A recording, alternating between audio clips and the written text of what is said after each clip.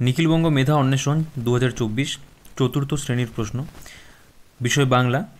এই 20-র মধ্যে তোমরা কত পাও তোমরা নিজেরা হিসাব করে লিখবে, ঠিক আছে? হিসাব করে রাখবে তোমরা নিজেরা, তোমরা কত পাচ্ছ। ঠিক আছে, প্রথম প্রশ্ন, প্রবাসী পত্রিকাটি সম্পাদনা করতেন কে? প্রবাসী পত্রিকাটি সম্পাদনা কে করতেন? প্রবাসী পত্রিকাটি সম্পাদনা করতেন, এটা হবে মনীন্দ্রগুপ্ত। ঠিক আছে, এটা হবে মনীন্দ্রগুপ্ত। 2 নম্বরে কি আছে? ধুনি শব্দের অর্থ হলো কি? ধুনি শব্দের অর্থ কি? ধুনি শব্দের অর্থ হচ্ছে অগ্নিকুণ্ড।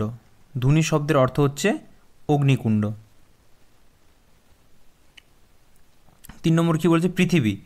পৃথিবী শব্দের বিশেষণ রূপ। পৃথিবী শব্দের বিশেষণ রূপ কি? এটা হবে পার্থিব। ঠিক আছে, পৃথ্বী হবে না, পৃথ্বী হবে না, পৃথিবীময় হবে না, কিছু হবে না, পার্থিব হবে। প্রমোদ রঞ্জন রায় লেখক। তো সেই বনের খবরের যে নদী আছে, নদীটির নাম কি ছিল? ধলেশ্বরী না, ধলেশ্বরী কোথায় ছিল? ধলেশ্বরী নদী ছিল, ধলেশ্বরী নদী আর ইছামতি নদী ছিল আমার মায়ের বাপের বাড়ি, রানীচন্দ্রের লেখা আমার মায়ের বাপের বাড়ি যে গল্প সেখানে। ঠিক আছে, এখানে হবে অ্যান্সার পাকোয়া। আরে নরেন্দ্রনাথ গুপ্ত ছিলেন একজন নামকরা, কে ছিলেন? এটা তো খুব সহজ একটা লেখক, উনি একজন লেখক ছিলেন, এটা লেখক হবে অ্যান্সার। গ্র্যান্ড ট্যাঙ্ক রোড তৈরি করেছিলেন, গ্র্যান্ড ট্যাঙ্ক রোড যেটা আমরা জিটি রোড নামে চিনি, ঠিক আছে, জিটি রোড কে তৈরি করেছিলেন? এটা হবে শাহজাহান হবে না, আকবর হবে না, শিবাজি হবে না, এটা হবে শেরশাহ। তারপরে কি আছে দেখো 7 নম্বরে, শুক্তি সওদাগরকে নজরানা দেবে, এটা ওই আমি সাগর পাড়ি দেব ওই কবিতার একটা প্রশ্ন। তার কবি হলেন কাজী নজরুল ইসলাম। ঠিক আছে, তো প্রশ্ন হয়েছে শুক্তি সওদাগরকে নজরানা দেবে, কি দেবে? নজরানাতে দেবে মুক্তামালা। ঠিক আছে, মুক্তার মালা। টেরানোভা একটি কী ছিল? টেরানোভা ছিল একটি জাহাজ।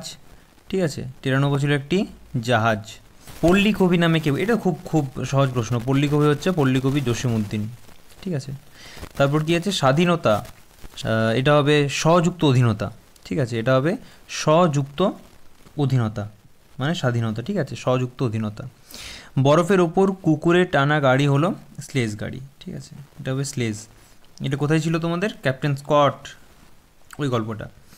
ঠিক আছে, দক্ষিণ মেরু অভিযান গল্প।